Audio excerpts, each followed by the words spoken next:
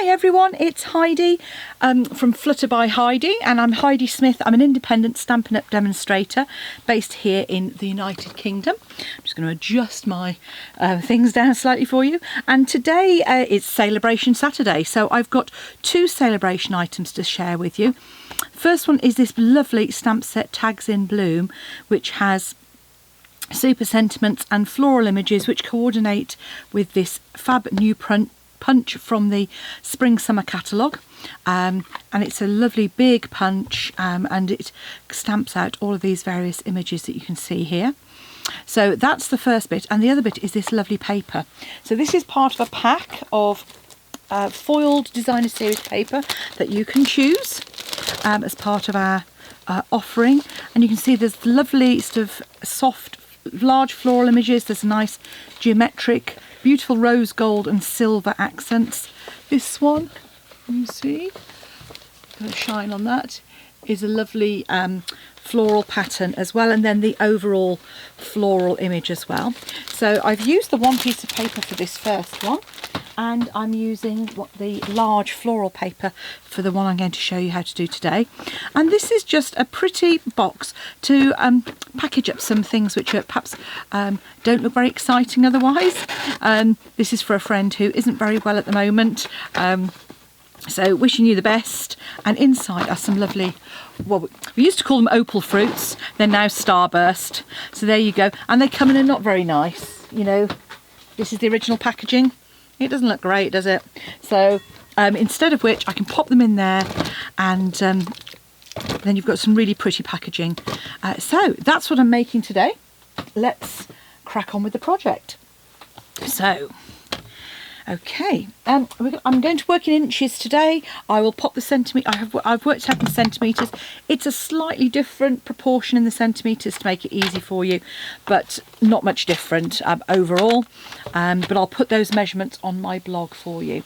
So take a piece of paper, and this foiled paper is it's a paper rather than a card. And if it's got a directional print, as this one has, this is the orientation you want to be cutting it in.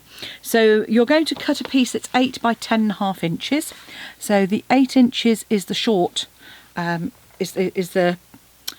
8 inches is the height of the box, so hence our pattern is going to show at the front there.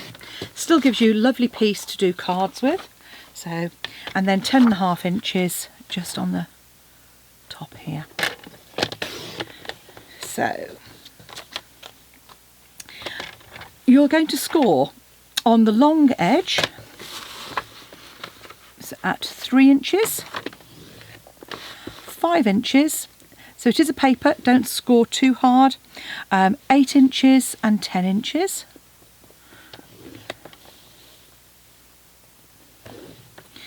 Then flip it, and with the top of your bag at the top, you're going to score at 1.5 and 6 inches.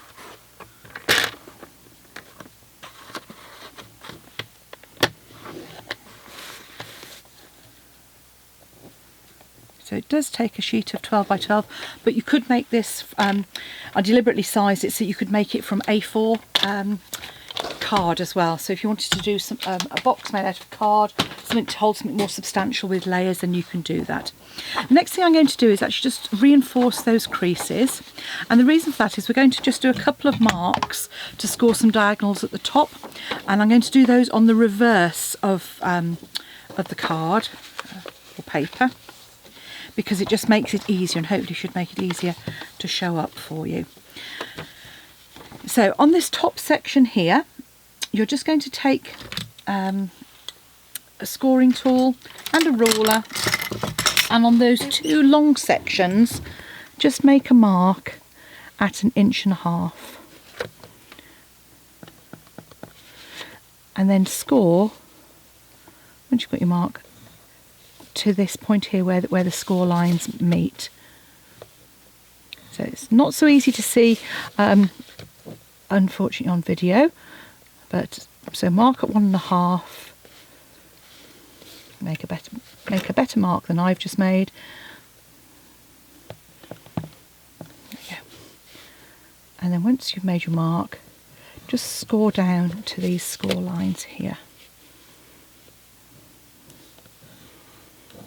like so. So hopefully you can see those. What you will have, if I just show you, I've drawn one out here. So what you're creating is this here. So you're scoring those two diagonals and you're going to cut away. You're not cutting away that section, ignore that, you're cutting away the bottom here. So let's crack on with our snips. We are going to cut just on the side there, just notch that out. And what I'm actually doing is adding a little notch to these top sections, but you're not cutting that away, but you are going to cut straight up the side of the long pieces. You can wedge those out if you want to. So again, straight up. The important bit are the straight ones. As long as those stay nice and straight, you've got something to line up against when you create your box.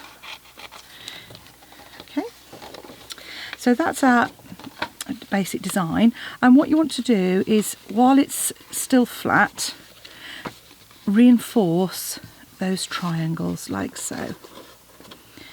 Okay, because that's going to create our little triangle shape.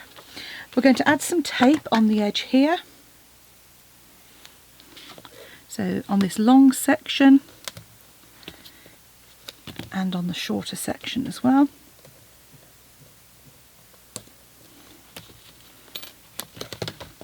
There's a good burnish, and then if we take the tape off,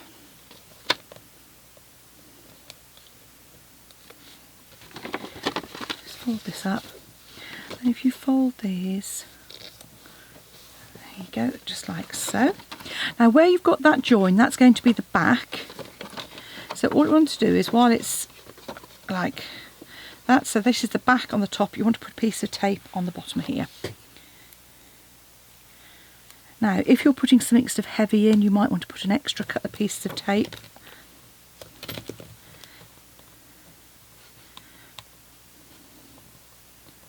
But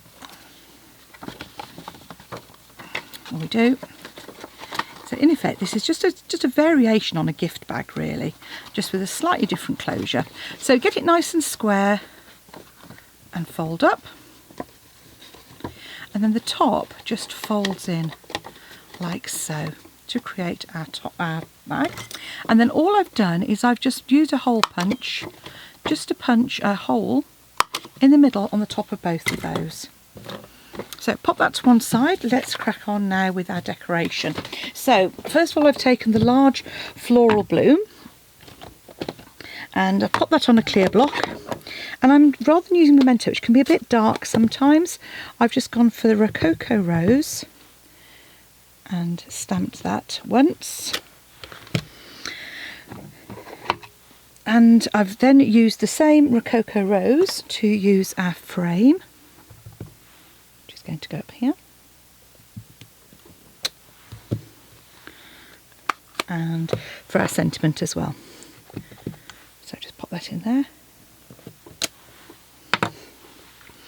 I'm then going to do a bit of stamping off to fill the floral images, and these are fabulous because they're photopolymer.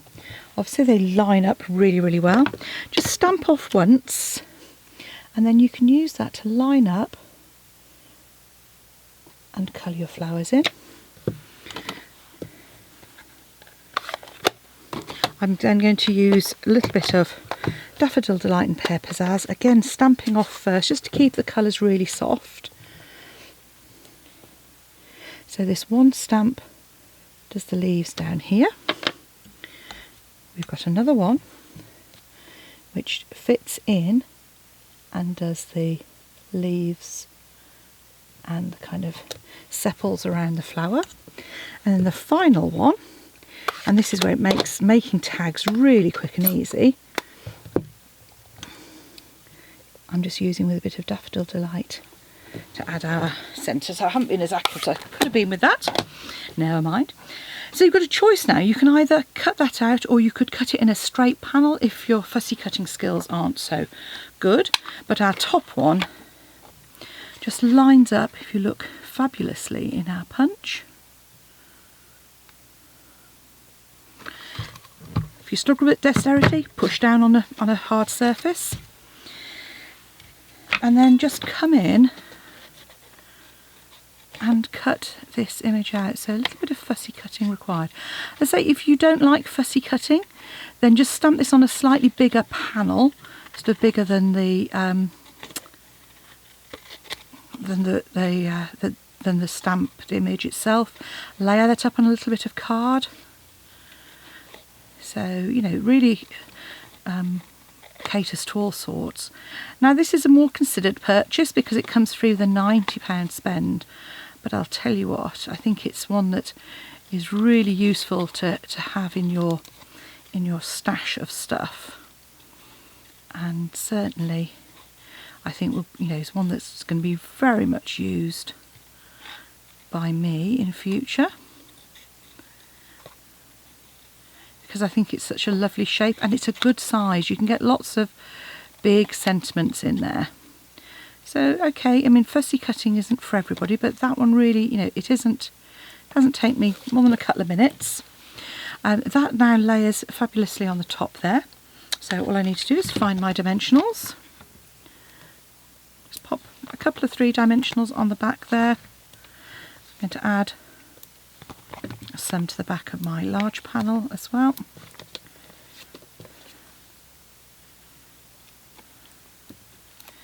And there we have our tag, which layers on the top here, doing that mock stitched effect. And then our whole piece goes straight on the front there.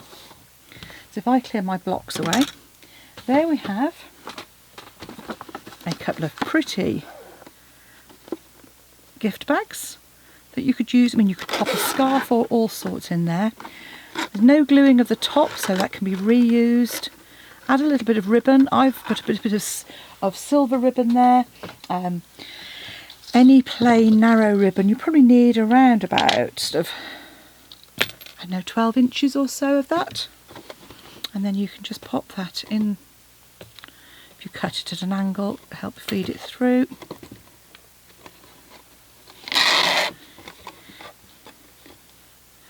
And there we have a pair of pretty gift boxes.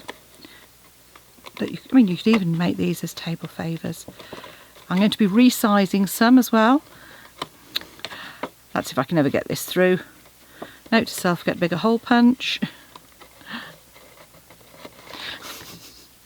Gosh, you wouldn't think it would be so difficult to poke through, would you? Good old snips, right, okay.